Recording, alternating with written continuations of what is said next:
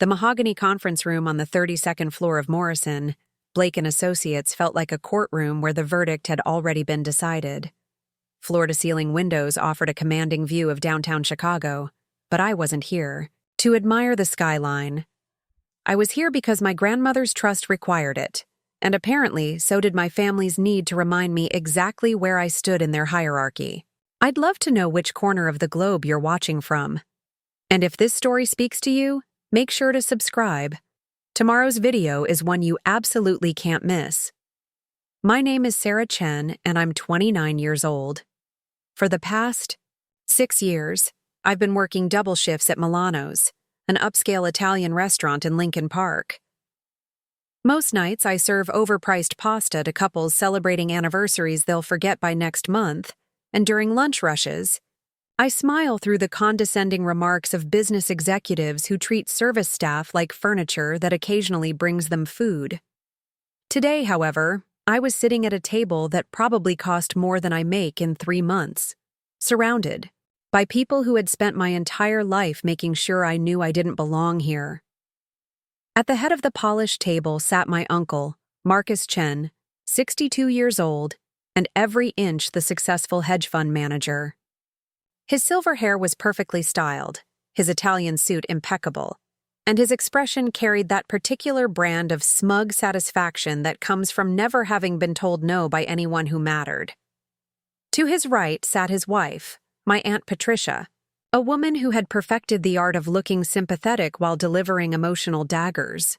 Her blonde hair was pulled back in a chignon that probably required an hour with a professional stylist, and her pearl necklace caught the afternoon light streaming through the windows.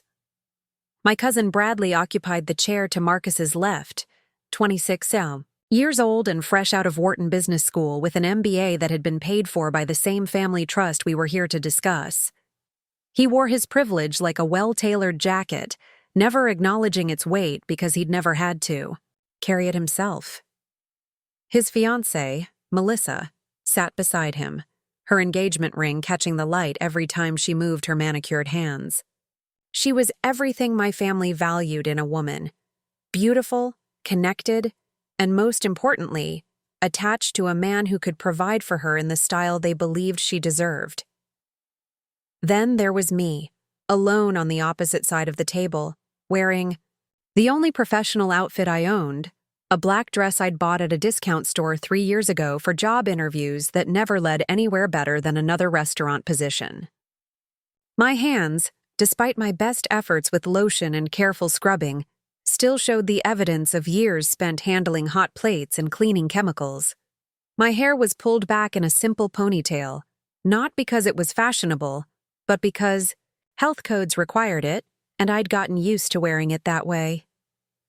The lawyer, Mr. Harrison Blake, was a thin man in his 70s with wire-rimmed glasses and the demeanor of someone who had presided over more family disputes than he cared to remember. He cleared his throat and opened the leather portfolio in front of him, his movements deliberate and practiced. "As you all know," Mr. Blake began, his voice carrying the weight of legal formality, "we're here today for the annual review of the Chen Family Trust, established by Eleanor Chen in 1987. The trust currently holds assets valued at approximately $8.2 million, including the family's various business interests, real estate holdings, and investment portfolios. $8.2 million. The number hung in the air like incense, heavy and almost suffocating. It represented more money than I could realistically spend in several lifetimes, yet it had always felt as distant and untouchable as the stars visible through those conference room windows.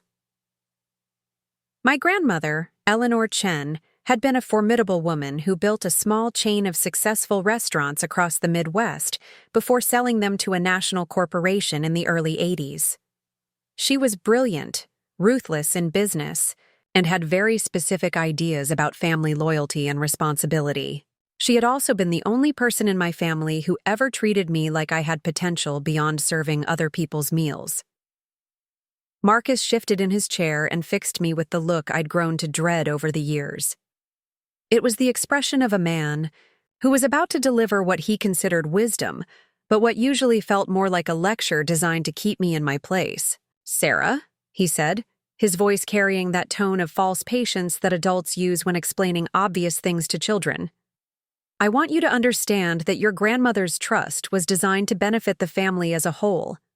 The primary beneficiaries are myself, as the eldest male heir, and Bradley, as the next generation who will be responsible for carrying on the family legacy." I kept my expression neutral, though inside I felt the familiar burn of resentment that had been building for years. This wasn't news to me. I'd heard variations of this speech at every family gathering since I was old enough to understand what money meant and why some people had it while others didn't. "However," Marcus continued, consulting the papers in front of him, "there are certain provisions in the trust that require consultation with all potential heirs. Your grandmother, in her wisdom, wanted to ensure that every family member had a voice in how the trust's assets are managed." Patricia nodded as if this arrangement made perfect sense, though I noticed she kept glancing at her diamond watch as if she had somewhere more important to be. "It's really quite generous of Mother Chen to have included you at all, dear," she said, her smile sharp enough to cut glass. "Considering your circumstances, my circumstances," that was Patricia's polite way of referring to the fact that I was unmarried, childless, and worked in what she considered a dead-end job. In her world, a woman's value was measured by her husband's success and her ability to produce the next generation of successful men. By those standards, I was a complete failure. Bradley leaned back in his chair, his expression somewhere between boredom and mild amusement. "The thing is, Sarah," he said, using the tone he'd perfected during business school presentations, "the trust needs to be restructured to maximize its growth potential. Uncle Marcus has identified some incredible investment opportunities, but they require significant capital allocation. We're talking about moves that could double the trust's value within 5 years. "Of course," Melissa added, her voice sweet but with an underlying edge. "That kind of growth requires sophisticated financial management. It's not the sort of thing that can be handled by someone without the proper background and education." The insult was delivered with surgical precision, wrapped in concern and presented as simple fact. This was how my family operated. They never called me stupid directly, but they made sure I understood that my opinions were irrelevant because I lacked the credentials they valued. Mr. Blake cleared his throat again, drawing our attention back to the legal documents spread across the table. "The trust does indeed allow for restructuring with unanimous consent from all beneficiaries," he explained. "However, there are certain safeguards your grandmother put in place. Any major changes require not just agreement, but active participation from all parties named in the original documentation." Marcus's jaw tightened almost imperceptibly. This was clearly not the part of the meeting he was looking forward to. "Which brings us to why you're here, Sarah. The restructuring we're proposing requires signatures from all trust beneficiaries. It's really just a formality, but it's legally necessary." A formality. That's what my participation in family financial decisions had always been reduced to.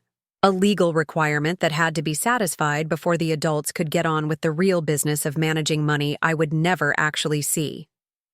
"The new structure would streamline the trust's operations," Bradley explained, pulling out a tablet and swiping to what looked like a presentation he'd prepared. "Instead of the current complicated arrangement with multiple smaller beneficiaries, we'd consolidate everything under primary management. It's more efficient, more profitable, and frankly, more appropriate given the scale of assets we're dealing with." I looked at the charts and graphs on his screen, numbers and projections that might as well have been written in a foreign language for all the context I was given. "What exactly would this mean for the smaller beneficiaries?" I asked, though I suspected I already knew the answer. Patricia's smile became even more condescending. "Well, dear, it would mean that people like yourself would receive a one-time settlement instead of being tied to the trust's ongoing performance. Think of it as a generous severance package that would give you the freedom to pursue your own path, without being burdened by complicated financial obligations. You don't really understand a one-time settlement. In other words, they wanted to buy me out of my grandmother's trust for what I was sure would be a fraction of its actual value, leaving them free to manage the millions without having to consult anyone who might ask inconvenient questions. Marcus opened a folder and slid a single sheet of paper across the table toward me. It was a check, already filled out and signed, waiting only for me to accept it and sign away any future claim to my grandmother's legacy. The amount was substantial by my standards, enough to pay off my student loans and maybe put a down payment on a small apartment. But it was pocket change compared to the trust's total value. "We think this is more than fair," Marcus said, his tone suggesting that fairness had already been determined and my opinion on the matter was irrelevant. "It's certainly more than enough to give you a fresh start, maybe help you transition into a more suitable career path." There it was. The word suitable hung between us like a gauntlet thrown down. In Marcus's world, suitable meant married to a successful man, or at least working in an office where I wore business suits and attended meetings instead of carrying plates and wiping down tables. Bradley nodded enthusiastically. "You could go back to school, maybe get an MBA like I did. With this kind of seed money, you could really make something of yourself instead of just—" He gestured vaguely, unable to bring himself to actually say the words, "serving food to other people." "Instead of just being a waitress," I said, finishing his sentence for him. The words came out flat and emotionless, but I saw the flicker of discomfort in his eyes. Even he wasn't quite callous enough to say it directly to my face. Marcus leaned forward, his expression softening into what he probably thought was paternal concern. "Sarah, sweetheart, you're a smart girl. You've always been smart, but you've also always been stubborn. You chose to work in restaurants instead of accepting the office positions we've offered you over the years. You've chosen to remain single instead of settling down like your cousin has.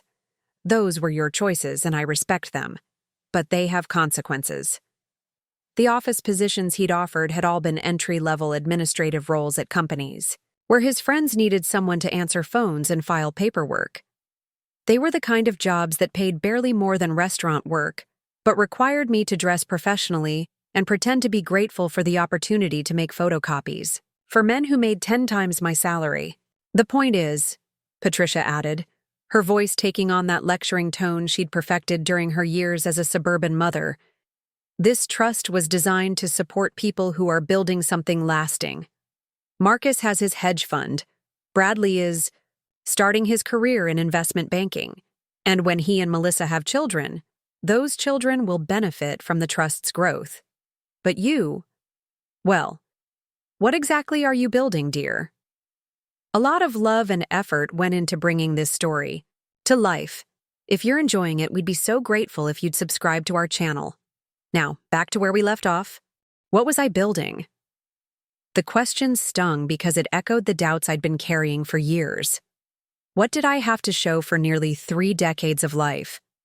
A 1-bedroom apartment I rented month to month, a 10-year-old Honda that needed a new transmission, and a job that left me exhausted, but never quite able to save enough money to change my circumstances. "You're just a waitress," Marcus said, and though his tone was gentle, the words hit like a physical blow. "There's nothing wrong with that, but let's be honest about what it means for your future. You're not building generational wealth. You're not creating a legacy. You're surviving, and there's dignity in that, but it's not the same thing as succeeding. Just a waitress." The phrase settled over the room like smoke, obscuring everything else that had been said. Not a person with dreams deferred, not someone who had been systematically excluded from opportunities, not a granddaughter who deserved a voice in decisions about her own family's legacy. Just a waitress, as if those 2 words explained everything about my value and my potential.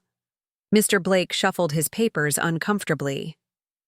"Perhaps we should take some time to review all the documentation," he suggested, but Marcus waved him off. "There's really nothing complicated here," Marcus said. "Sarah signs the agreement. receives her settlement, and the trust moves forward under proper management. Everyone wins. Everyone wins. Everyone except me, apparently. But in Marcus's calculation, my loss didn't register as significant enough to matter. I was just a waitress after all, and waitresses should be grateful for whatever they're given. I looked around the table at these people who shared my blood but had never shared my struggles. They lived in a world where success was measured by the size of your house and the prestige of your children's schools, where financial security was so assumed that they could afford to be generous with money they'd never had to earn themselves. The silence stretched between us, heavy with expectation. They were waiting for me to do what I'd always done, accept my place, take what was offered, and disappear back into the life they'd decided was appropriate for someone like me. But as I sat there, staring at that check with my name on it, something crystallized in my mind. This wasn't just about money. This was about respect, about having a voice, about refusing to let other people's limited vision of my worth define my future. I thought about my grandmother, the woman who had built something from nothing and refused to let anyone tell her what she couldn't do. She had included me in this trust for a reason, and I was beginning to suspect that reason went far deeper than the legal formalities my family wanted to brush aside. "I need some time to think about this," I said finally, my voice steady despite the storm brewing inside me. Marcus's expression tightened with impatience. "Sarah, this is a very generous offer. Honestly, it's more generous than it needs to be.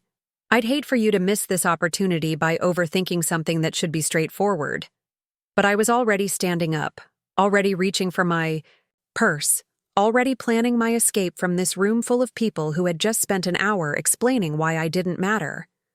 "I'll be in touch," I said, and walked out before anyone could object. Behind me, I heard Patricia's voice, sharp with irritation. "Honestly, Marcus, I told you she'd be difficult about this. Some people just don't know when they're being helped." The elevator doors closed on their conversation, but their words followed me down 32 floors and out into the Chicago afternoon, where the noise of traffic and the bustle of real people living real lives felt like a relief after the suffocating atmosphere of that conference room. Just a waitress. They had no idea what they'd just started. 5 years earlier, I was 24 and still believed that hard work and good intentions could overcome the circumstances of my birth. That naive optimism died on a rainy Tuesday evening in November, in the sterile waiting room of Northwestern Memorial Hospital, surrounded by the antiseptic smell of disinfectant and the quiet desperation of families clinging to hope. My grandmother, Eleanor, was dying, and she knew it. The pancreatic cancer had been swift and merciless, giving us barely 3 months from diagnosis to this moment where machines kept her breathing while her mind drifted between lucidity and morphine-induced dreams. The doctors had stopped talking about treatment options weeks ago, focusing instead on comfort and dignity in whatever time remained. I had been spending every free moment at the hospital, taking unpaid leave from my job at Romano's Bistro, despite the financial strain it created. My manager, Tony, was understanding but clear about the reality. The restaurant business doesn't pause for personal tragedy, and my position wouldn't be held indefinitely. Still, I couldn't imagine being anywhere else during what everyone knew were my grandmother's final days. Marcus had arrived that evening with his usual entourage. Patricia clutching her designer handbag like armor, Bradley, fresh from his first year at Northwestern University, looking uncomfortable in his expensive coat, and the family lawyer, Mr. Blake, carrying a briefcase that seemed ominous under the fluorescent hospital lighting. They hadn't come to say goodbye. They'd come to talk business. Eleanor was awake when we entered her room, though the effort of keeping her eyes open clearly exhausted her. The woman who had once commanded boardrooms and negotiated million-dollar deals now appeared fragile against the white hospital sheets, her silver hair thin against the pillow, her hands veined and spotted with age. But her mind remained sharp, cutting through the fog of medication with the same precision that had built her fortune. Sarah, she whispered when she saw me, her voice barely audible above the steady beeping of monitors. Come closer, sweetheart. I took her hand, feeling the paper-thin skin and prominent bones that spoke of her body's surrender to the disease ravaging her from within. Her grip was weak, but her eyes held mine with an intensity that reminded me of the formidable woman she'd always been. Marcus cleared his throat, the sound harsh in the quiet room. Mother, we need to discuss some important matters while you're able to make decisions clearly. Eleanor's gaze shifted to her son, and I saw a flicker of something that might have been disappointment cross her features. The trust, she said, not making it a question. There are some provisions that need clarification, Mr. Blake interjected, gently, setting his briefcase on the small table beside her bed. Certain aspects of the documentation that could be simplified to make administration easier for the family. What he meant, though he was too diplomatic to say it directly, was that Marcus wanted to change the terms of the trust before Eleanor died, while she still had the legal capacity to authorize modifications. It was a last-minute attempt to restructure her legacy according to his vision rather than hers. Eleanor's breathing was labored, but her voice carried the steel that had made her successful in a male-dominated business world. The trust stays as written, she managed between shallow breaths.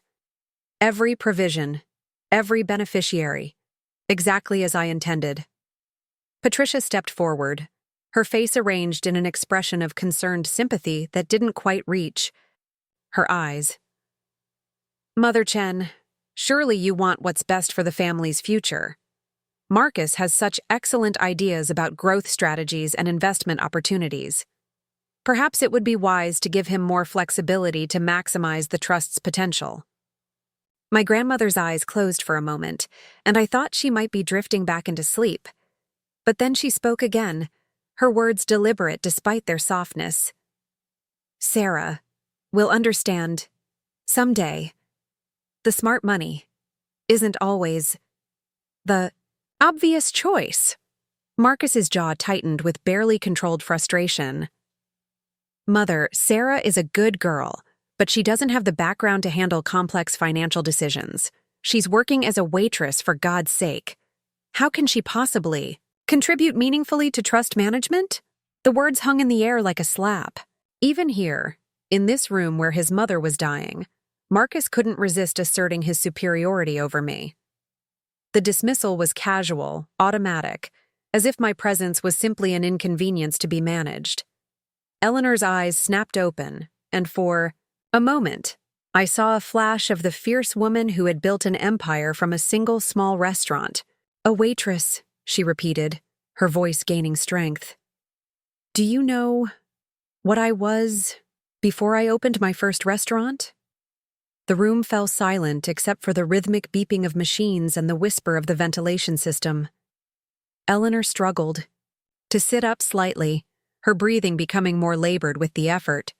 I was a dishwasher, she continued, each word a battle against exhaustion and pain. 16 years old, hands cracked from the chemicals, working 16-hour days, so I could send money home to my family. This was a story I'd never heard before. In all my conversations with my grandmother, she'd spoken about her restaurants and her business decisions, but never about the years before her success. Marcus and Patricia exchanged glances, clearly uncomfortable with the direction of this conversation. Everyone told me I was just the help, Eleanor whispered, her eyes fixing on Marcus with an intensity that made him shift uncomfortably. Just a girl who should be grateful for any work at all. They said I should marry. Find a man to take care of me.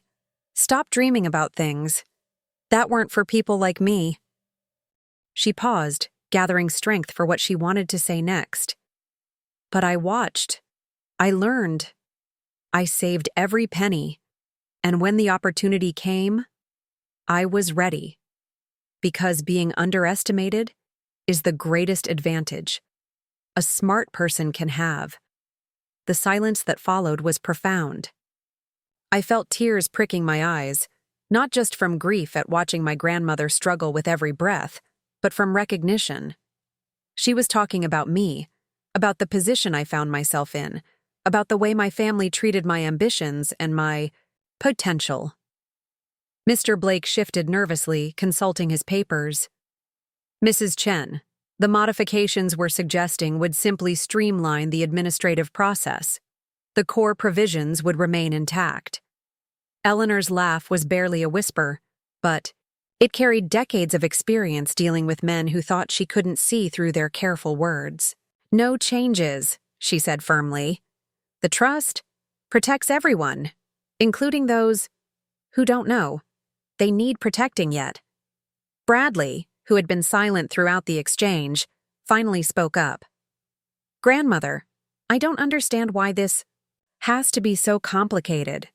Uncle Marcus just wants to make sure the money grows for everyone's benefit. Isn't that what you want? My grandmother's gaze moved to her grandson, and I saw a sadness there that went beyond physical pain. Someday, you'll understand that growth, without wisdom, is just greed wearing a business suit. The heart monitor's beeping seemed to grow more erratic, and a nurse appeared in the doorway, clearly concerned about Eleanor's elevated stress levels. I think Mrs. Chen needs to rest now, she said diplomatically, but her tone made it clear that this wasn't a suggestion. Marcus gathered his papers with visible frustration. We'll continue this conversation tomorrow, he said, though we all knew there might not be many tomorrows left. As the family filed out, Eleanor squeezed my hand with surprising strength. Stay, she whispered, so quietly that only I could hear. Waited until the others had left, until the hallway outside grew quiet, before moving closer to her bedside. The evening light from the window was fading, casting long shadows across the room. Sarah, she began, her voice slightly stronger now that the others were gone. There are things about the trust that they don't know. Things I made sure they wouldn't know until the time was right. I leaned closer, straining to hear her whispered words over the ambient noise of the hospital. The trust isn't just about money, she continued, pausing frequently to conserve her strength. It's about teaching lessons, about recognizing who has real value versus who just thinks they're entitled to it. She reached under her pillow with effort, producing a small key that she pressed into my palm. Safety deposit box, First National Bank, Michigan Avenue, box 847. Everything you need to understand is there. The key was warm from her body heat, small and ordinary looking, but somehow weighted with significance beyond its physical mass. Grandma, I don't understand. What's in the box? Her eyes were growing heavy, but she fought to stay focused. Insurance, she whispered. Your grandfather taught me. Never trust anyone, completely, even family, especially my family. A grandfather I'd never known who died when I was an infant. Eleanor rarely spoke about him, but when she did, it was with a mixture of love and respect that suggested a partnership built on mutual understanding of the world's harsh realities. The others think the trust is about distributing wealth, she continued, her breathing becoming more shallow. But it's really about revealing character, about seeing who steps up when things get difficult, and who just takes what they think they deserve. The nurse appeared again, this time more insistent. Mrs. Chen really needs to rest now. The doctor wants to adjust her medication. I kissed my grandmother's forehead, feeling the fever heat of her skin and knowing this might be the last conversation we'd ever have. I love you, Grandma. Love you too, sweetheart. Remember, being underestimated is a gift. Use it wisely. Eleanor died 3 days later, on a Friday morning while I was at work, serving breakfast to early commuters who had no idea that my World was collapsing between their orders of coffee and scrambled eggs.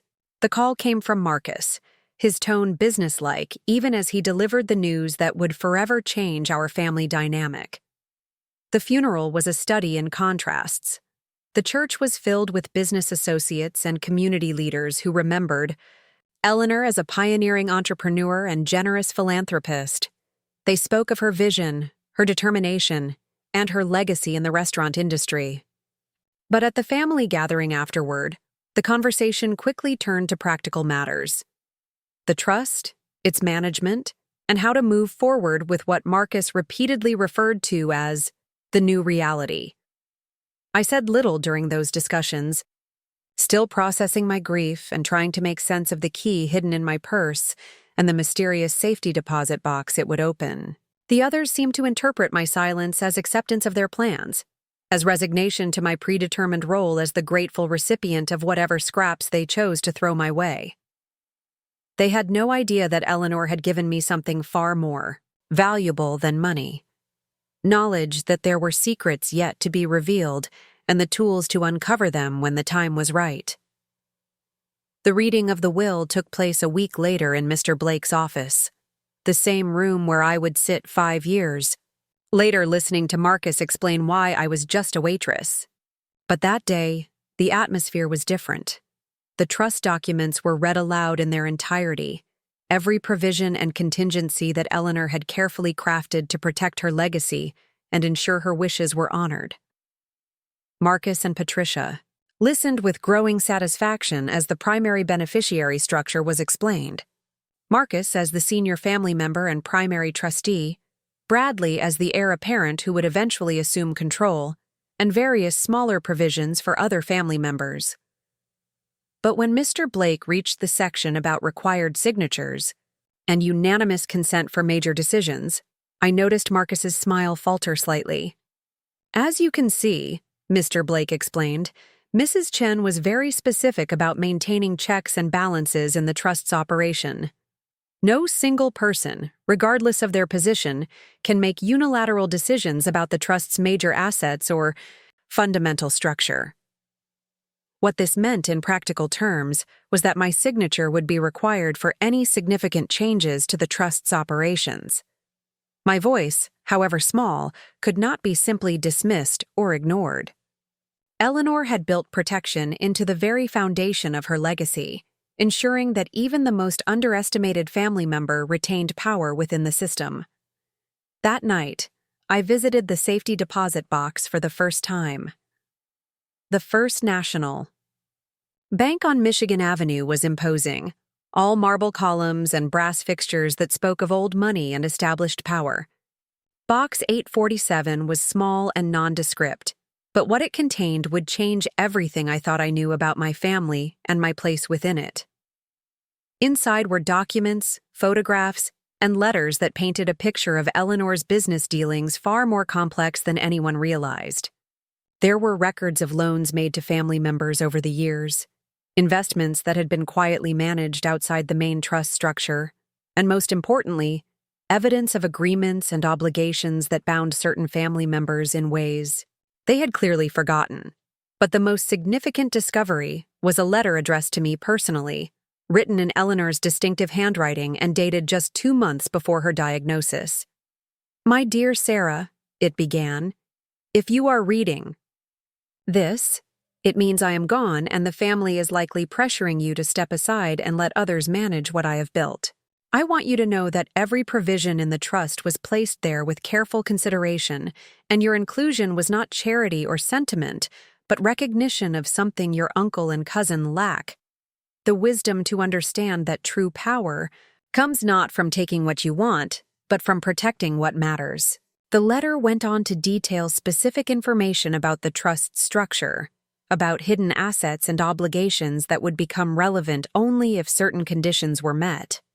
But more than that, it was a roadmap for understanding how to use the very system that seemed designed to exclude me. "They will underestimate you," Eleanor had written, "because they cannot imagine that a waitress could understand complex financial matters. Let them believe this. Let them think you are simply going along with their plans while you learn everything you need to know to protect your interests and honor the legacy I have entrusted to all of us. I sat in that bank's private room for over an hour, reading and rereading documents that revealed the true scope of what my grandmother had built and the careful way she had protected it from those who might seek to exploit it for their own gain.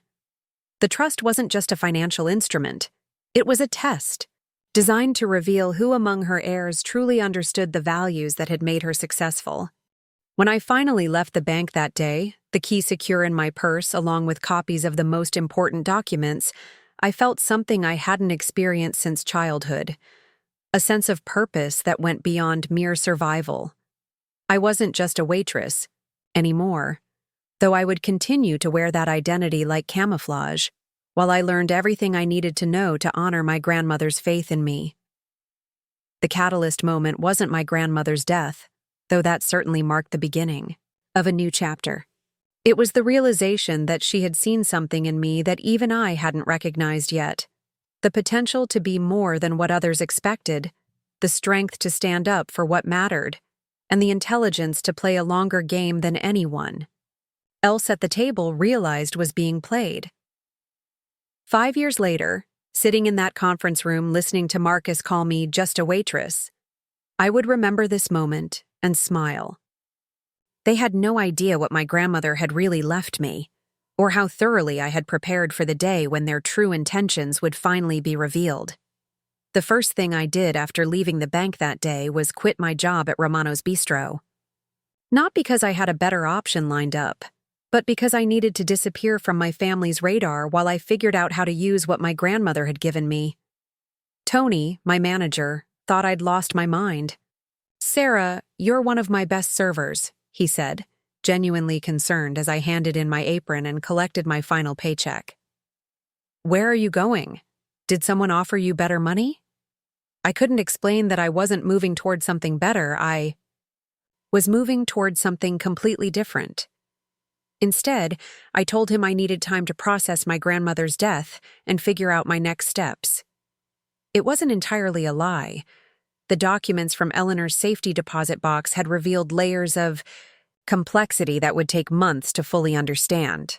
There were partnerships and agreements dating back decades, investment portfolios managed separately from the main trust, and most intriguingly, a network of contacts in the financial and legal world who had worked with my grandmother on ventures that never appeared in any family discussions.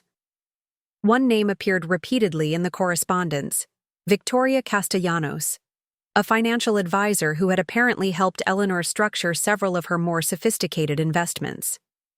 The letterhead on their communications indicated an office in the loop, and more importantly, the tone of their exchanges suggested a relationship built on mutual respect rather than the typical client service provider dynamic. I called Victoria's office 3 days after quitting Romano's, introducing myself as Eleanor Chen's granddaughter and requesting a meeting.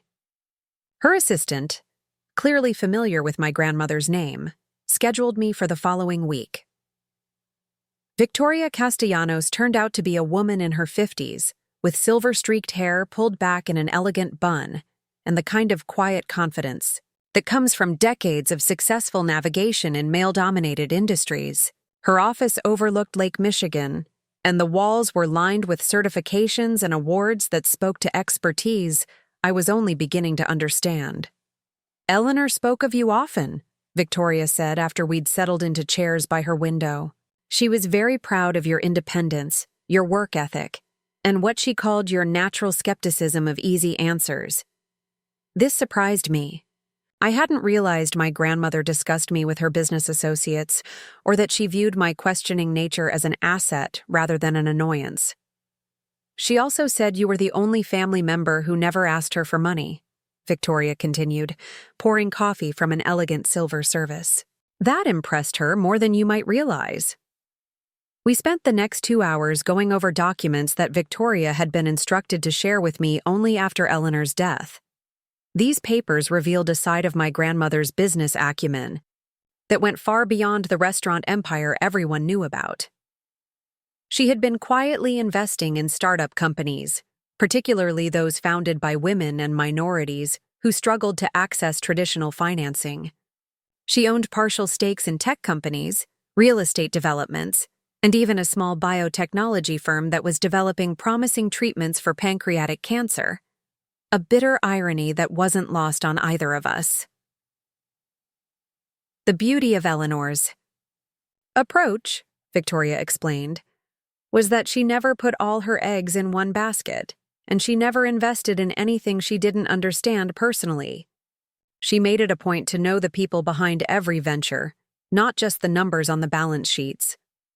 More importantly, these investments were structured in ways that provided Eleanor with significant leverage over much larger entities. She had provided crucial early funding to companies that were now worth hundreds of millions, and the agreements she'd negotiated gave her, and by extension, her trust, ongoing influence over their operations. "Your uncle is aware of some of these holdings," Victoria said carefully, "but not all of them." Eleanor was very strategic about information sharing within the family. This was my grandmother's true genius. She had built multiple layers of financial security while keeping the full scope of her activities visible only to those she trusted completely. The trust that Marcus was so eager to restructure represented only about 60% of Eleanor's actual wealth. The remaining 40% was tied up in these separate investments, all of which required specific knowledge and relationships to manage effectively. She left very detailed instructions about how these investments should be handled, Victoria continued, sliding a thick folder across her desk, and she was very specific about who she wanted to have access to this information. Inside the folder were account statements, investment summaries, and contact information for a network of business leaders who had worked with Eleanor over the years. But more than that, there were detailed notes in my grandmother's handwriting about each investment, explaining not just the financial aspects, but the personal relationships and strategic considerations that made each deal work. She also established an education fund, Victoria said, her tone becoming more formal. "Not for a university. She figured you were smart enough to learn what you needed on your own, but for practical training in financial management, legal structures, and business operations. She wanted you to understand how wealth really works, not just how it gets spent. The education fund was designed to pay for private tutoring with experts in various fields: tax law, investment strategy, corporate governance, and negotiation tactics. Eleanor had essentially created a custom MBA program tailored specifically to the challenges I would face as a trust beneficiary. "There's one more thing," Victoria said, her expression becoming almost conspiratorial. Eleanor suspected that Marcus would eventually try to force a restructuring of the main trust. She was very concerned about his judgment, particularly regarding some investments he'd made without proper oversight. This aligned with something I'd found in the safety deposit box, copies of investment reports showing significant losses in Marcus's hedge fund over the past 3 years. Losses that he had apparently been covering by borrowing against other family assets, creating a web of obligations that could become problematic if scrutinized too closely. "She asked me to monitor the situation and provide you with information if it became relevant," Victoria continued. "I believe it's becoming relevant." Victoria handed me another folder, this one containing detailed analysis of Marcus's financial position. The picture it painted was concerning. His hedge fund was underperforming the market consistently, he was carrying significant personal debt, and he had been using increasingly risky investment strategies in an attempt to recover from earlier losses. "Your uncle needs the trust restructuring more than he's letting on," Victoria explained. "Not just for the investment flexibility he's claiming, but because he needs access to capital to shore up his own financial position." This information reframed everything about the meeting I'd just attended. Marcus wasn't offering me a generous settlement out of family loyalty or even convenience. He was trying to buy my compliance because my consent was the only thing standing between him and the financial resources he needed to prevent his own business from collapsing. "What Eleanor wanted," Victoria said, "was for you to understand the full scope of what you're dealing with before you make any decisions about the trust. She believed that knowledge would give you the power to protect not just your own interests, but the legacy she worked so hard to build. I left Victoria's office with 2 large briefcases full of documents and a reading list that would keep me busy for months. But more than that, I left with a clear understanding of what my grandmother had really given me. Not just a share of her wealth, but the tools to understand and protect that wealth from those who might misuse it. The next 18 months were unlike anything I'd ever experienced. While my family assumed I was drifting aimlessly after my grandmother's death, probably working at another restaurant and struggling to make ends meet, I was actually receiving an intensive education in high-level finance and business strategy. Tutors were professionals Victoria had recommended, each an expert in their field and each someone who had worked with Eleanor over the years. There was Margaret Kim, a tax attorney who taught me how to read complex legal documents and understand the implications of various corporate structures. David Rodriguez, a forensic accountant who showed me how to analyze financial statements and identify discrepancies that might indicate fraud or mismanagement. And Catherine Walsh, a negotiation specialist who helped me understand how to leverage information effectively in business dealings. The education wasn't just theoretical. Each tutor gave me real cases to analyze, actual financial documents to interpret, and simulations of business negotiations to practice on. Within 6 months, I could read a balance sheet as easily as a restaurant menu, and I understood the legal implications of trust structures in ways that would have impressed law school graduates. But the most valuable education came from the network of business contacts Eleanor had cultivated. Victoria arranged introductions with entrepreneurs, executives, and investors who had worked with my grandmother, and each meeting taught me something new about how successful people really operated. I learned that true business acumen wasn't about making flashy deals or taking dramatic risks. It was about understanding people, identifying opportunities that others overlooked, and building relationships based on mutual benefit rather than exploitation. Eleanor's contacts shared stories about her negotiation style, her due diligence process, and her uncanny ability to spot potential in ventures that seemed unpromising to conventional investors. "Your grandmother never invested in businesses," one tech entrepreneur told me over coffee. "She invested in people. She always said that the right person could make any business work, but the wrong person could destroy even the best business model." This perspective began to reshape how I viewed my own family dynamics. Marcus saw the trust as a collection of assets to be optimized for maximum return. But Eleanor had designed it as a test of character, a way to determine which family members possessed the wisdom and integrity to handle wealth responsibly. By the 2-year mark, I had acquired knowledge that rivaled what Bradley was learning in business school, but with a crucial difference. My education was specifically tailored to understanding the Chen family's financial situation and the leverage points within our particular structure. I also began to notice things about Marcus's behavior that I'd missed before. At family gatherings, he would steer conversations away from specific investment performance, deflecting questions about his hedge fund's returns with vague references to market volatility and temporary adjustments. He seemed increasingly anxious about financial topics, and I began to recognize the signs of someone trying to maintain an appearance of success while dealing with underlying problems. The 3rd year of my education focused on investigation and verification skills. Margaret Kim taught me how to research corporate filings, trace financial relationships, and identify connections that weren't immediately obvious. Using these skills, I began to build a comprehensive picture of Marcus's actual financial position. What I discovered was worse than Victoria's initial assessment had indicated. Marcus's hedge fund wasn't just underperforming, it was on the verge of collapse. He had been using increasingly desperate strategies to hide losses from his investors, including some questionable accounting practices that bordered on fraud. More damaging, he had been quietly borrowing against trust assets without proper authorization, using his position as primary trustee to access capital that should have required unanimous beneficiary consent. The borrowing was technically legal. The trust documents did give the primary trustees some discretionary access to funds for legitimate purposes. But Marcus had been using these funds to cover personal losses rather than for trust-related expenses, and the amounts involved were substantial enough to affect the trust's overall stability. By year 4, I had assembled a comprehensive dossier on Marcus's financial situation and his unauthorized use of trust resources.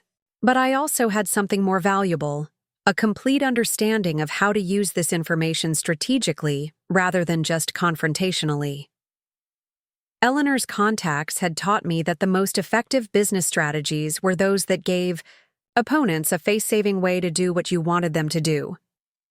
Direct confrontation might feel satisfying, but it often led to mutually destructive outcomes. The goal wasn't to destroy Marcus, but to reposition the family power structure in a way that protected Eleanor's legacy, while giving everyone an opportunity to benefit from that protection.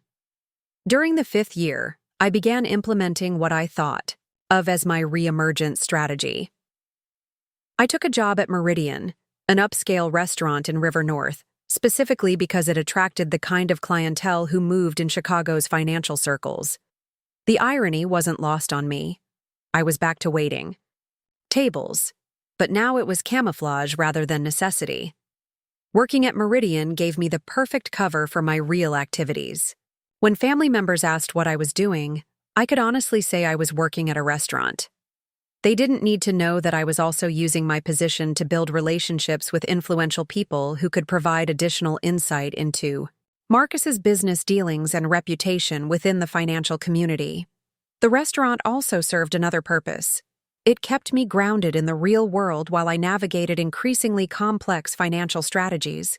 Serving food to people reminded me that behind all the numbers and legal documents were real families whose financial security could be affected by the decisions made in boardrooms and trust meetings. By the time I walked into that conference room for the trust restructuring meeting, I had spent 5 years preparing for exactly that moment. I had the knowledge to understand every implication of what Marcus was proposing, the documentation to prove his unauthorized actions, and the strategic thinking to use both effectively.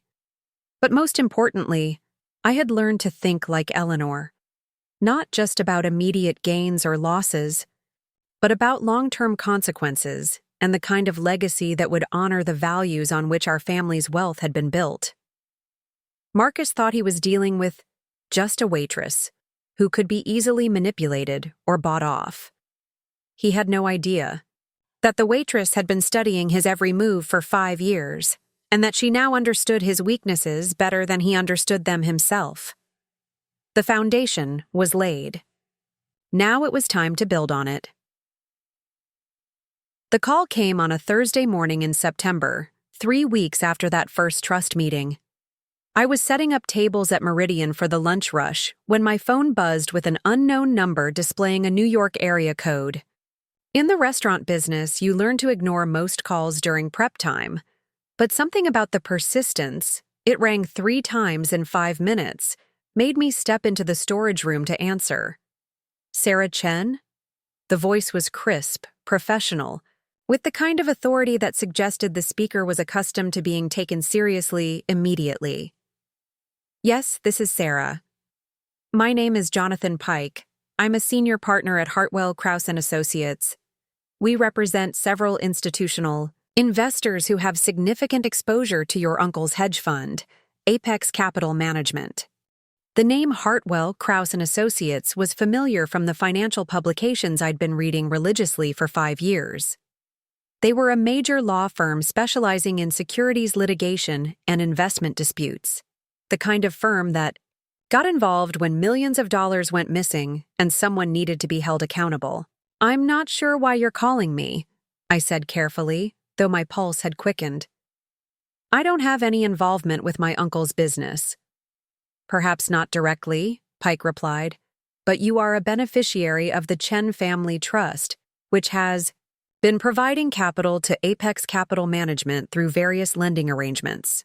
We have reason to believe these arrangements may not have been properly authorized according to the trust's governing documents. The storage room suddenly felt very small.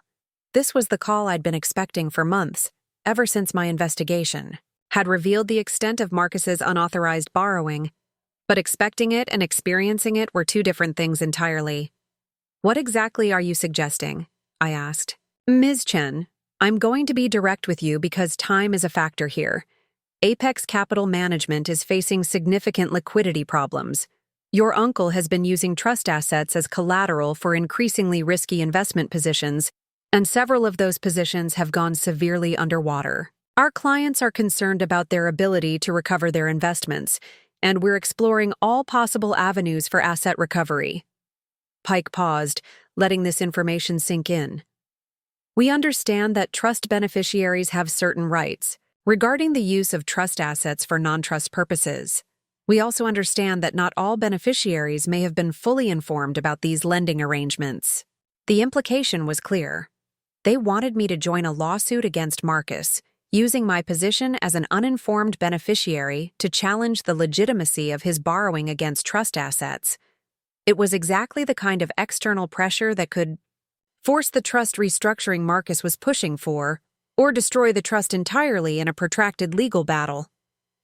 "I need time to consider this," I said. "Of course. But Ms. Chen, I should mention that we're not the only parties interested in this situation.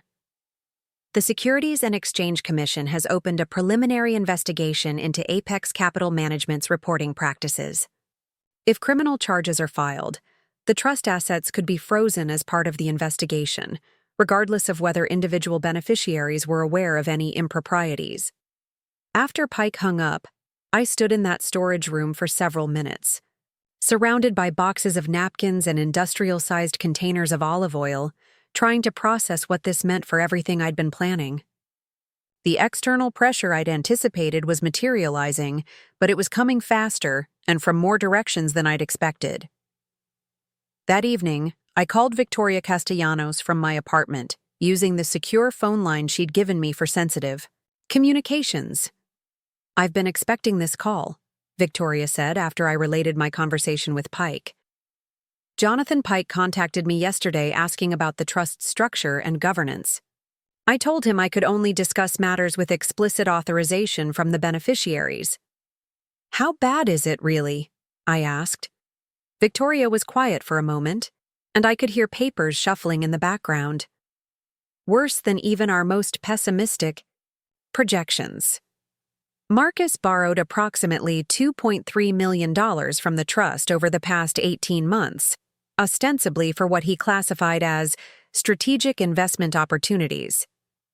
But according to the documentation I've been able to obtain, through my professional network, that money went directly into covering margin calls on failed currency trades. Currency trading was one of the riskiest investment strategies available, the kind of high-stakes gambling that could destroy fortunes overnight. It was also completely outside Marcus's area of expertise, which made his decision to use trust money for these trades either incredibly reckless or desperately stupid. The SEC investigation is real, Victoria continued. They're looking at whether Marcus misrepresented the fund's performance to investors and whether he used client money inappropriately. If they find evidence of intentional fraud, we're talking about criminal charges, not just civil penalties. This changed everything. My carefully planned strategy had been designed around Marcus's financial weakness and his need for trust restructuring to save his failing business. But if federal investigators were involved, the situation could spiral beyond anyone's control, potentially destroying the trust entirely and leaving all the beneficiaries with nothing. "There's something else," Victoria said, her tone becoming even more serious. "I received a call this morning from Bradley. My cousin calling Eleanor's financial advisor directly was highly unusual. The trust documents required all beneficiary communications to go through Marcus as the primary trustee, unless there were specific concerns about his management. He wanted to know about alternative trust management options," Victoria explained. "He was asking very specific questions about what would happen if the primary trustee became unable to fulfill his duties, and whether there were provisions for emergency restructuring under extraordinary circumstances. Bradley was positioning himself to take over if Marcus fell. It was a smart move from his perspective, distance himself from his uncle's problems while preparing to step into the leadership role he'd always expected to inherit. But it also meant that I was now dealing with multiple family members who had their own agendas and their own reasons for wanting me to sign away my influence. The next few days brought a cascade of developments that made the situation increasingly urgent. Marcus called twice, leaving voicemails that grew progressively more tense. "Sarah, we need to finalize this trust restructuring immediately. There are some time-sensitive investment opportunities that require quick action." Translation: the walls were closing in, and he needed access to clean money fast. Patricia called once, her tone saccharine, but with an underlying edge of desperation. "Darling, Marcus is under such stress with all these business challenges. It would mean so much to the family if we could resolve this trust matter quickly and remove one source of worry from his plate." Translation: help us cover this up before it destroys everyone. But the most interesting call came from someone I hadn't expected: Melissa, Bradley's fiancée. "Sarah, I hope you don't mind me calling directly," she said, her voice unusually subdued. "I wanted to talk to you privately about the trust situation." We agreed to meet for coffee at a small cafe in Wicker Park, far from the financial district where we might encounter people who knew the family. Melissa arrived looking perfectly put together as always, but there was a tension in her posture that suggested the perfect facade was requiring more effort than usual. "Bradley doesn't know I'm here," she began without preamble. "But I think you should know what's really going on." What Melissa told me over the next hour painted a picture of family dynamics even more dysfunctional than I'd realized. Bradley was indeed positioning himself to take over the trust, but he was also terrified that Marcus's problems would destroy his own career prospects before he could establish himself independently. "He's been talking to headhunters," Melissa confided. "He's trying to get a position at a different investment firm, something completely separate from the family business. But every interview he goes on, they ask about Marcus and Apex Capital Management. Bradley's afraid that being associated with the family is going to poison his opportunities." More importantly, Melissa revealed that Bradley had been secretly working with a different set of lawyers, ones who specialized in trust litigation rather than securities law. His strategy wasn't to save Marcus. It was to position himself as the responsible family member who could clean up the mess and restore the trust's integrity. "He's going to throw Marcus under the bus," Melissa said bluntly. "The question is whether he's going to try to take you down with him or whether he'll try to get you on his side." This revelation forced me to reconsider my entire approach. I'd been preparing for a confrontation with Marcus, but I hadn't anticipated that other family members might be developing their own strategies that could undermine both Marcus's position and my own leverage. "Why are you telling me this?" I asked. Melissa looked uncomfortable, stirring her coffee without drinking it. "Because I think you're the only one who actually cares about what your grandmother wanted. Everyone else is just trying to grab what they can before it all falls apart." That evening, I met with Catherine Walsh, the negotiation specialist who had been part of my informal education team. Catherine had spent 30 years helping wealthy families navigate crises, and she had a reputation for finding solutions that protected everyone's interests, even in the most contentious situations. "You're dealing with a classic multi-party crisis," Catherine explained after I'd outlined the developments of the past week. "Everyone has different objectives, different timelines, and different risk tolerances. The key is to find a solution that gives each party something they need while preventing anyone from pursuing a strategy that destroys value for everyone else." Catherine pulled out a whiteboard and began sketching out the various stakeholders and their likely motivations. "Marcus needs immediate access to capital and protection from criminal liability. Bradley needs distance from Marcus's problems and a path to eventual control of legitimate family assets. The institutional investors need to recover their money, and want someone to blame for their losses. The SEC needs to demonstrate that they're protecting investors from fraud. She paused, looking at me directly. And you need to protect your grandmother's legacy while positioning yourself as someone who can provide stability and leadership during the crisis. How do I do that when everyone else has more experience and more resources? I asked. Catherine smiled, the expression of someone who had seen this dynamic many times before. Because you're the only one who isn't trying to hide anything. Everyone else is managing their own exposure and trying to minimize their losses. You're the only one who can afford to be completely transparent about what's really happened and what needs to be done to fix it. This was the insight I'd been missing. My position as the outsider family member wasn't a weakness. It was potentially my greatest strength. While everyone else was compromised by their own actions or complicity, I could position myself as the clean alternative, the family member who could be trusted to put the trust's interests above personal ambition. The pressure everyone is feeling right now, Catherine continued, is going to force them to make decisions quickly. Quick decisions are usually bad decisions. If you can slow things down and provide a thoughtful alternative to whatever desperate measures they're considering, you can control the outcome even though you don't control the most resources. That night, I called Victoria and asked her to schedule a meeting with all the trust beneficiaries for the following week. Not a meeting to sign Marcus's restructuring documents, but a meeting to discuss the current challenges facing the trust and potential solutions that protect all beneficiaries' interests. The wording was deliberate.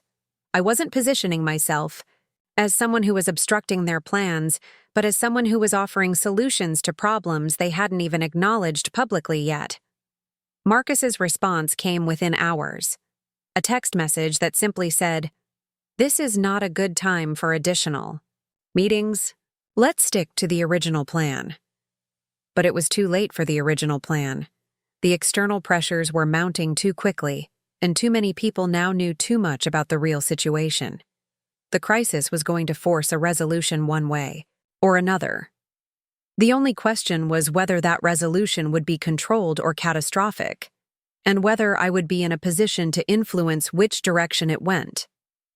The breakthrough came from an unexpected source, a regular customer at Meridian, named Dr. Amanda Foster, a forensic psychiatrist who specialized in white-collar crime cases. Dr. Foster came in every Tuesday for lunch, always ordered the same grilled salmon with quinoa, and had a habit of making conversation with the wait staff that went beyond the usual pleasantries. On this particular Tuesday, 2 days after my conversation with Catherine Walsh, Dr. Foster was reading what appeared to be case files while eating. When I refilled her water glass, she looked up with an expression of mild curiosity. "Sarah, isn't it?" she said, though she'd been calling me by name for months. "I hope you don't mind me asking, but are you by any chance related to Marcus Chen? The hedge fund manager?" I felt my pulse quicken, but kept my expression neutral. "He's my uncle. Why do you ask?" Dr. Foster set down her fork and studied me with the kind of careful attention that probably made criminals very uncomfortable in courtrooms. "I'm consulting on a case that involves financial fraud, and his name came up in some of the background research. I was curious about the family dynamics. This was dangerous territory, but also potentially valuable. What kind of family dynamics are relevant to financial fraud cases?" I asked, trying to sound like someone making idle conversation rather than someone fishing for information. "Pressure points," Dr. Foster replied. "Family businesses tend to collapse when the people involved feel cornered. They start making increasingly desperate decisions, often involving family members who weren't previously part of the problematic activities." She paused, seeming to consider how much to share. "In your uncle's case, the psychological profile suggests someone who's been living beyond his actual means for several years, using family resources to maintain an appearance of success. That kind of behavior pattern typically escalates until there's a catalyst event that forces everything into the open." After Dr. Foster left, I realized I had accidentally stumbled into access to professional insights about the psychological aspects of financial crime. More importantly, I now knew that Marcus's case was serious enough to warrant forensic psychiatric consultation, which suggested the investigation was moving beyond simple securities violations into potential criminal prosecution. That evening, I did something I'd never done before. I called in sick to work and spent the night conducting surveillance. Marcus's hedge fund office was located in a glass tower on LaSalle Street, the kind of building where important people made important decisions about other people's money. I positioned myself in the lobby of the building across the street, armed with a laptop and the kind of designer coffee that justified occupying space for hours. What I observed over the next 6 hours painted a picture of an organization in crisis. People entered Marcus's building looking tense and left looking worse. I recognized several faces from financial news websites, investors, lawyers, and what appeared to be federal agents based on their conservative suits and serious demeanors. The most interesting observation came around 9 p.m., when Bradley emerged from the building looking disheveled and anxious. Instead of heading toward the parking garage where he usually kept his car, he walked 3 blocks to a different office, building, and disappeared inside. According to the directory in the lobby, that building housed the offices of Morrison, Blake and Associates, the same law firm where we'd had our trust meetings. Bradley was having secret meetings with the family lawyers, almost certainly about positioning himself to take over if Marcus became unable to continue as trustee. But why was he doing it at night? And why was he being so careful not to be seen? I followed him when he left an hour later, staying far enough back to avoid detection, but close enough to see where he went. Instead of going home to his Lincoln Park condo, Bradley drove to a small bar in Bucktown, the kind of place that was too casual for his usual crowd, but perfect for private conversations. Inside, I found a corner table where I could observe without being noticed. Bradley was meeting with someone I didn't recognize, a woman in her 40s with short gray hair and the confident posture of someone accustomed to being the smartest person in the room. They spoke in low voices for over an hour, with Bradley occasionally sliding documents across the table for her review. When they finally left, separately, I managed to get close enough to hear the woman's phone conversation as she waited for her car from the valet. "The nephew is definitely cooperative," she said to whoever was on the other end. "He understands that his best option is to distance himself from the uncle's problems and position himself as the responsible alternative." The woman was clearly a lawyer or consultant, helping Bradley develop his strategy for taking over the trust. But more importantly, her comment suggested that Bradley was planning to actively participate in whatever legal action was being taken against Marcus, rather than simply trying to avoid being caught in the crossfire. This intelligence completely changed my understanding of family dynamics. Bradley wasn't just positioning himself to inherit leadership eventually.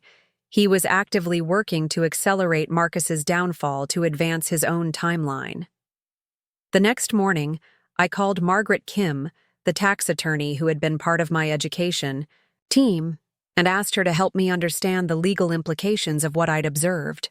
"If Bradley is cooperating with investigators," Margaret explained, "it suggests he's been offered some form of immunity in exchange for information about Marcus's activities. That would make sense if the prosecutors believe Bradley has knowledge of fraudulent activities but wasn't a primary decision-maker." Margaret paused, clearly thinking through the implications. "But it also means Bradley is playing a very dangerous game. If he's wrong about his ability to control the narrative, he could end up facing charges himself." More importantly, Margaret helped me understand that Bradley's cooperation with investigators created an opportunity for me to position myself strategically. If Bradley is providing information about Marcus's unauthorized use of trust assets, she explained, then he's essentially validating the same concerns you've been documenting. That makes you a potential ally rather than an obstacle to his strategy. This insight led to my next intelligence gathering mission, a carefully orchestrated encounter with Patricia. Marcus's wife had always been the most socially skilled member of the family, the person who understood how to build and maintain relationships within Chicago's wealthy social circles. If anyone would have insights into how the family crisis was being perceived by the broader community, it would be Patricia. I arranged to accidentally encounter her at the Northbrook Court Shopping Center, where she regularly had her hair done at an exclusive salon. The encounter required careful timing and a plausible excuse for being in that area, but working in restaurants had taught me how to anticipate people's routines and position myself accordingly. "Sarah!" Patricia exclaimed when she saw me browsing in the Barnes & Noble adjacent to her salon. "What a surprise to see you here. How are you doing, dear?" Her smile was as perfectly maintained as her appearance, but I noticed the slight tension around her eyes that suggested the stress of recent events was taking its toll, even on her impressive emotional control. We ended up having coffee at the mall's upscale cafe, where Patricia maintained her usual performance of gracious concern while carefully probing for information about my intentions regarding the trust. "I hope you understand that Marcus is under enormous pressure right now," she said, stirring sugar into her cappuccino with deliberate precision. "There are people who are trying to take advantage of some temporary business difficulties to create problems for the whole family." The way she framed the situation, temporary business difficulties rather than potential fraud, people taking advantage rather than investigators pursuing legitimate concerns, revealed how the family was choosing to interpret the crisis internally. "I'm sure it's very stressful," I replied neutrally.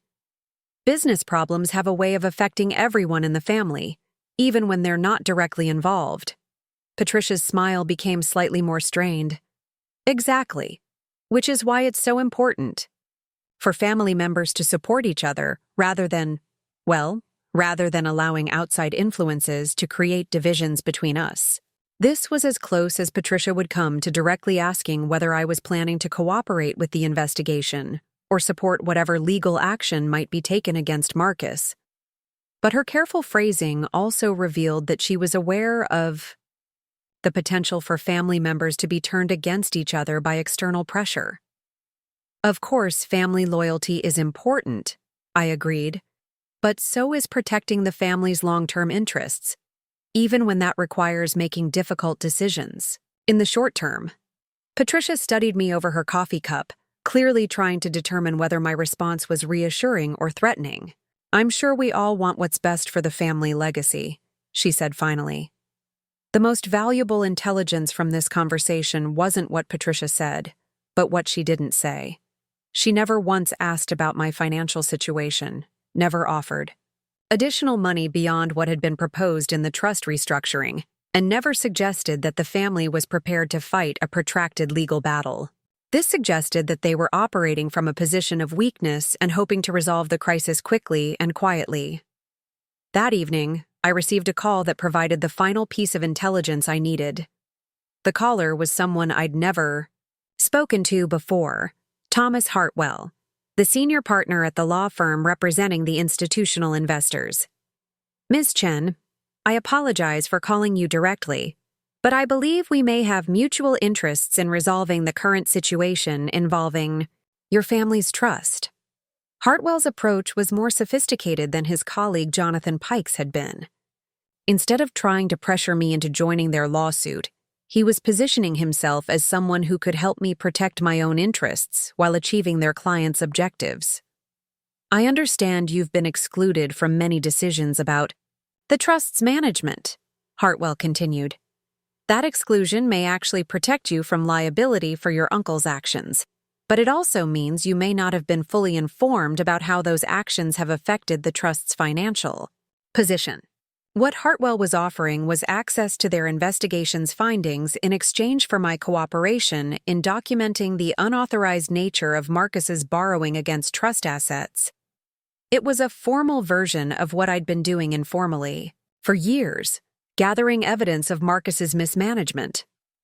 "We're not asking you to take sides against your family," Hartwell explained. "We're asking you to help us understand the true nature of the financial relationships between the trust and your uncle's business, so that everyone can make informed decisions about how to move forward. The phrase informed decisions was key. Hartwell was acknowledging that I had legitimate interests that needed to be protected, rather than treating me as just another obstacle to recovering his client's money. After Hartwell hung up, I sat in my apartment reviewing everything I'd learned over the past week.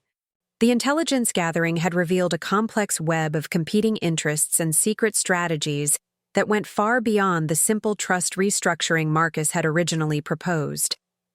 Marcus was facing potential criminal charges and desperately needed access to clean money to cover his losses and legal expenses.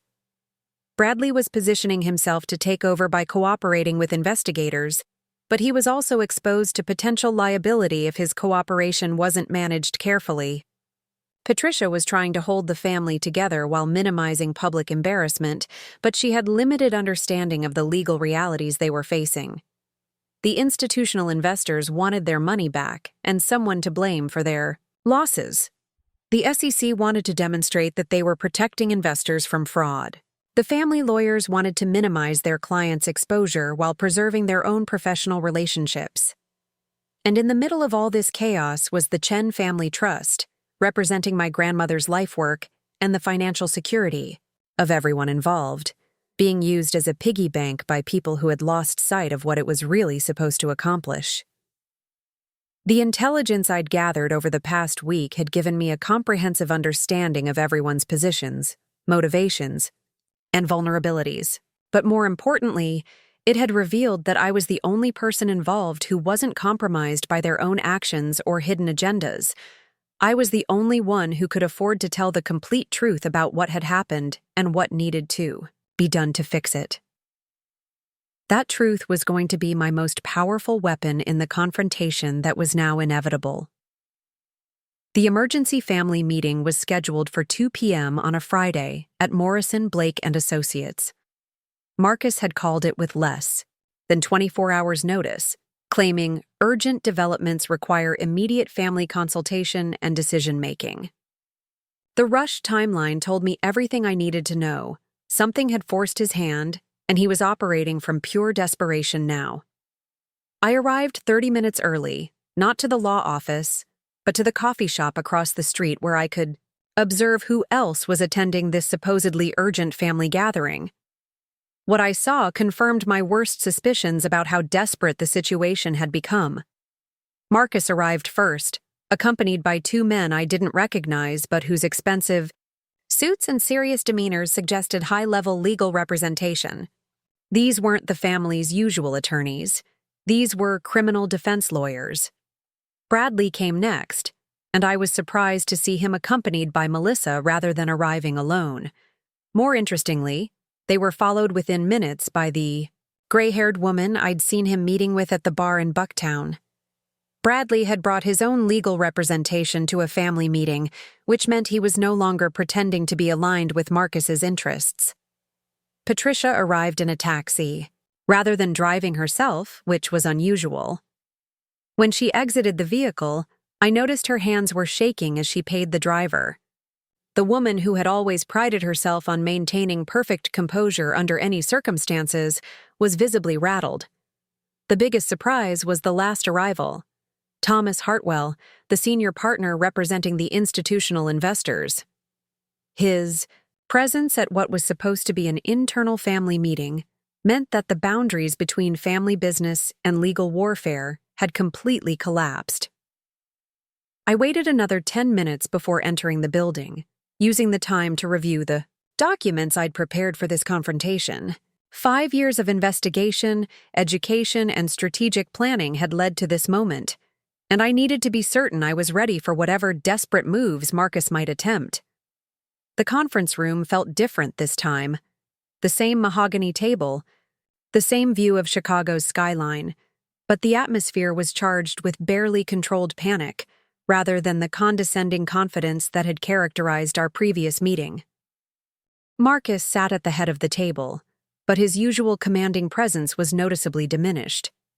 His face was drawn, his usually perfect hair slightly disheveled, and there were stress lines around his eyes that made him look older than his 62 years. The two men flanking him, his criminal defense attorneys, watched everyone in the room with the careful attention of people expecting an ambush. Bradley had positioned himself strategically across from Marcus, rather than beside him, a seating choice that telegraphed his changed allegiances to everyone present. The gray-haired woman sat behind him, occasionally passing notes that Bradley read with obvious relief. Patricia occupied her usual seat, but her trademark composure was cracking. She kept glancing between Marcus and Bradley as if trying to determine which side offered better prospects for survival. Melissa sat beside Bradley, but I noticed she was watching me more than anyone else. Her expression was unreadable, but there was something in her posture that suggested she was prepared for surprises. Thomas Hartwell had claimed a chair at the far end of the table, close enough to participate but positioned to observe everyone's reactions. His presence was both a threat and an opportunity, a reminder that external forces were driving this confrontation, but also a witness to whatever admissions might emerge. Mr. Blake, our original family attorney, looked deeply uncomfortable. With the number of lawyers now crowding his conference room, he shuffled papers nervously and avoided making eye contact with anyone, clearly recognizing that this meeting was far beyond his usual scope of family trust administration. "Thank you all for coming on short notice," Marcus began, his voice lacking its usual boom of authority. "We're facing some challenging circumstances that require immediate family unity and decisive action." I remained silent, letting him set the stage for his own downfall. "As you may be aware," Marcus continued, glancing nervously at his attorneys, "there have been some questions raised about Apex Capital Management's investment strategies and reporting practices. These questions are the result of misunderstandings and miscommunications that we're confident will be resolved quickly." Bradley shifted in his chair, and I saw the gray-haired woman, his attorney, make a subtle gesture that seemed to be restraining him from speaking. "However," Marcus pressed on, "the current scrutiny has created liquidity challenges that affect not just my business, but the family trust's stability. We need to restructure the trust immediately to protect all beneficiaries from potential complications." Thomas Hartwell cleared his throat. "Mr. Chen, perhaps it would be more accurate to say that the trust needs protection from unauthorized use of its assets for non-trust purposes." The room fell silent. Hartwell had just publicly accused Marcus of misusing trust funds, and everyone present understood the implications. Marcus's face flushed. "I don't know what you're implying, but every transaction involving trust assets has been properly documented and legally authorized." This was my moment. I opened the briefcase I'd brought and removed a thick folder containing 5 years' worth of investigation and documentation. "Actually, Uncle Marcus," I said, my voice calm and steady, "that's not entirely accurate." Every head in the room turned toward me. I could see confusion on Marcus's face. This wasn't the compliant niece he'd expected to deal with. Bradley looked curious but wary.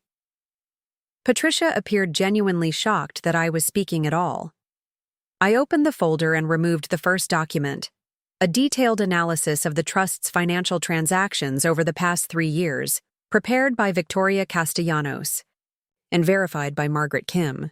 "According to the trust's governing documents," I continued, "any loan or transfer of trust assets exceeding $50,000 requires unanimous consent from all beneficiaries. Over the past 18 months, approximately $2.3 million has been transferred from trust accounts to Apex Capital Management without the required approvals." Marcus's criminal defense attorney leaned forward. "Ms. Chen, you're making serious accusations without evidence?" I interrupted, sliding additional documents across the table. "These are copies of bank transfer records, loan documentation, and internal Apex Capital Management emails discussing the use of family money to cover trading losses." The emails were the most damaging evidence I'd uncovered. Margaret Kim had helped me obtain them through discovery requests related to the SEC investigation, and they showed Marcus explicitly discussing his use of trust funds to cover his hedge funds losses. Bradley was reading the documents with obvious fascination. "Uncle Marcus," he said slowly, "these emails show you knew you were using trust money inappropriately." "I was acting in the trust's best interests," Marcus snapped, his composure finally cracking completely. "Those investments would have paid significant returns if your currency trades hadn't failed," I finished. "But they did fail, and now the trust is missing $2.3 million that was supposed to provide financial security for all the beneficiaries." Patricia's voice was barely a whisper. "Marcus, please tell me this isn't true." Instead of answering his wife, Marcus turned his fury on me. "You think you understand high-level finance because you've been playing amateur detective for a few years? You're still just a waitress, Sarah. You don't have the sophistication to manage these kinds of complex transactions." There it was again, the dismissive phrase that had started this entire journey. But this time, instead of feeling diminished by it, I felt empowered. "You're right," I said, standing up and walking to the whiteboard mounted on the conference room wall. "I am just a waitress, but being a waitress taught me some very valuable skills." I picked up a marker and began drawing a simple diagram. "In restaurants, we track every transaction, every order, every payment, every tip. Because if the numbers don't add up at the end of the night, someone isn't doing their job properly." I drew lines connecting various boxes, creating a flowchart that showed the movement of money from the trust to Marcus's hedge fund to cover his losses. "A waitress also learns to watch people very carefully," I continued. "To notice when someone is uncomfortable, when they're lying, when they're trying to hide something. And for the past 5 years, Uncle Marcus, I've been watching you." I turned back to face the room, seeing shock on every face except Thomas Hartwell's. He was watching with the appreciation of someone witnessing a masterful performance. "I know about the forged loan documentation," I continued, removing another set of papers from my briefcase. "I know about the offshore accounts you've been using to hide the extent of your losses. I know about the investors you've been lying to about the fund's performance." Marcus was staring at me as if seeing me for the first time. "How could you?" "Possibly. Because Grandma Eleanor taught me that knowledge is power, and power should be used to protect what matters," I replied. "She left me more than just a share of the trust, Uncle Marcus. She left me the tools to understand what you were really doing with her legacy." I placed a final document on the table. A comprehensive forensic analysis of Apex Capital Management's financial position, prepared by David Rodriguez and verified by 3 independent accounting firms. "Your hedge fund is insolvent," I announced. "Even if you had access to every penny in the trust, it wouldn't be enough to cover your losses and legal obligations. But what's worse is that your continued management of the trust is putting everyone else's financial security at risk." Bradley's attorney whispered something in his ear, and he nodded before speaking. "Sarah's right," he said, his voice tight with barely controlled anger. "Uncle Marcus, you've not only violated the trust's terms, you've potentially exposed all of us to criminal liability." This was the moment I'd been building toward for 5 years. I had presented irrefutable evidence of Marcus's mismanagement and fraud. I had demonstrated knowledge and sophistication that none of them had expected from just a waitress. And I had positioned myself as the family member who was willing to tell the truth about what needed to be done. "There is a solution," I said, returning to my seat. "But it requires everyone in this room to acknowledge the reality of our situation and commit to protecting the trust's assets and integrity going forward." Thomas Hartwell leaned forward with obvious interest. "What kind of solution?" I smiled, feeling the satisfaction of a carefully planned strategy finally coming to fruition.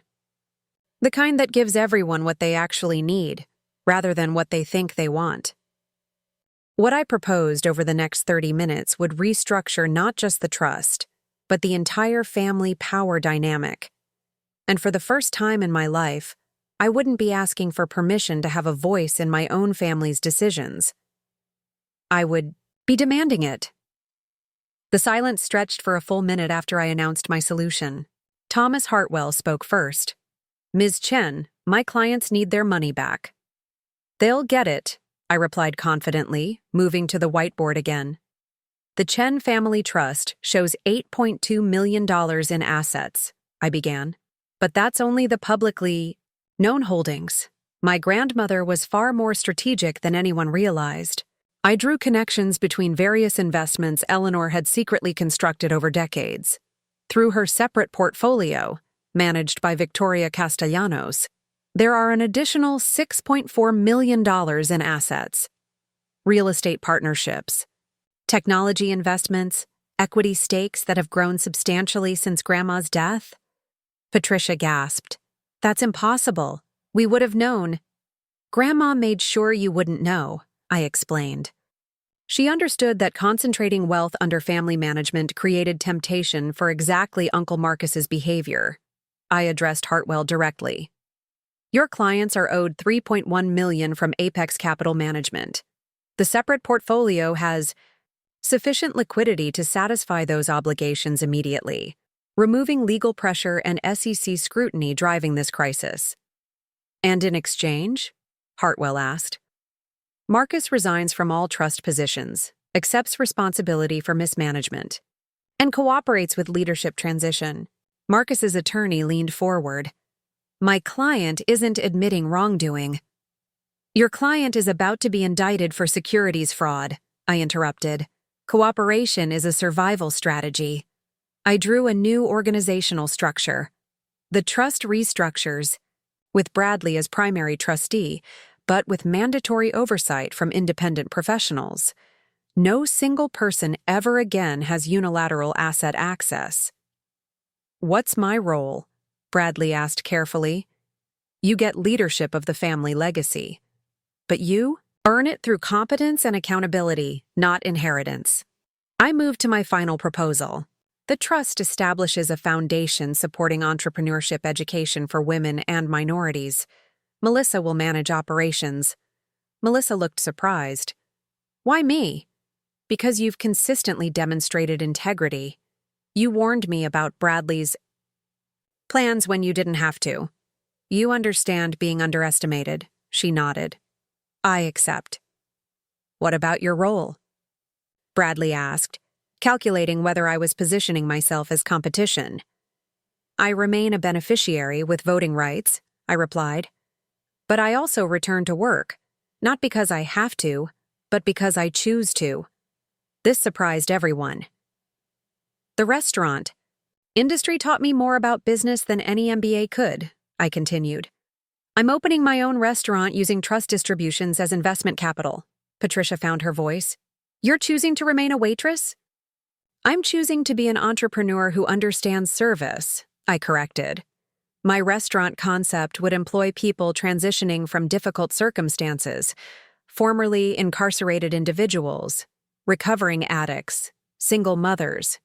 It combined Grandma's philosophy of investing in people with my understanding of how food service provides dignity. Hartwell reviewed his notes. "This addresses my client's concerns and prevents future problems. I recommend acceptance." Marcus hadn't spoken during my presentation. He sat slumped, watching his life's work dissolve. "You planned this," he said hollowly. "All of it.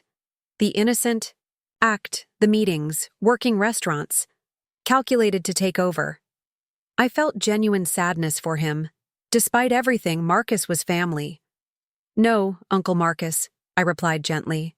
"I plan to protect what Grandma built from being destroyed by people who forgot its purpose. If you'd been responsible, this wouldn't have been necessary." Legal paperwork took 3 hours. Marcus's attorneys negotiated SEC cooperation terms. Bradley's attorney reviewed the new structure. Hartwell coordinated immediate investor payments. By 6 p.m., the trust was completely restructured. Marcus had resigned, and the crisis was resolved. Melissa approached me privately. "I owe you an apology. I spent years thinking you were just what they said you were." "People see what they expect," I replied. "Grandma taught me being underestimated could be advantageous." "What's next?" she asked. I looked at Chicago's skyline through the windows, the same view that had intimidated me months ago.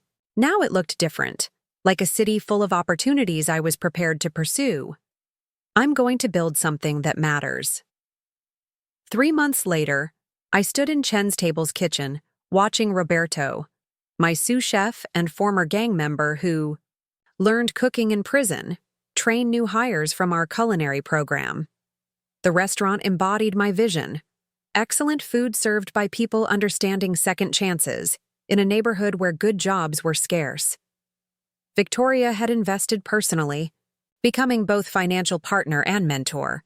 The foundation Melissa managed provided startup grants to similar ventures in other cities, creating a sustainable entrepreneurship model honoring Eleanor's values.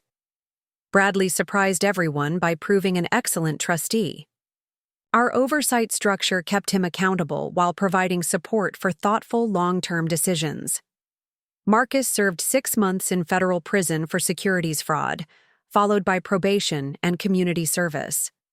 Patricia divorced him and moved to Arizona, volunteering with financial literacy programs for domestic violence survivors. The family still gathered for holidays, though dynamics were completely different. We were held together by genuine respect for each other's contributions to rebuilding what was broken, not shared denial. One December evening, exactly a year after the final confrontation, Dr. Amanda Foster dined at Chen's Table. She'd followed our workforce development program through local media. "Sarah," she said, "did you always know it would work out this way?" I watched Roberto teaching knife techniques to a single mother unemployed for 2 years before joining our program. I knew Grandma had given me everything needed to protect what mattered, I replied. But I had to learn using those tools effectively. Dr. Foster smiled. "Your grandmother would be proud." She was right. Eleanor Chen built an empire from nothing, using intelligence, determination, and the advantage of being underestimated by people who couldn't see past assumptions. Her granddaughter learned those lessons well. Sometimes being just a waitress was exactly the right preparation for changing everything. Looking for more? We've got 2 amazing stories ready for you right on screen. If this one touched you, these are absolutely worth your time. Click to watch them now. And hey, subscribe. And hit that bell to never miss our latest uploads.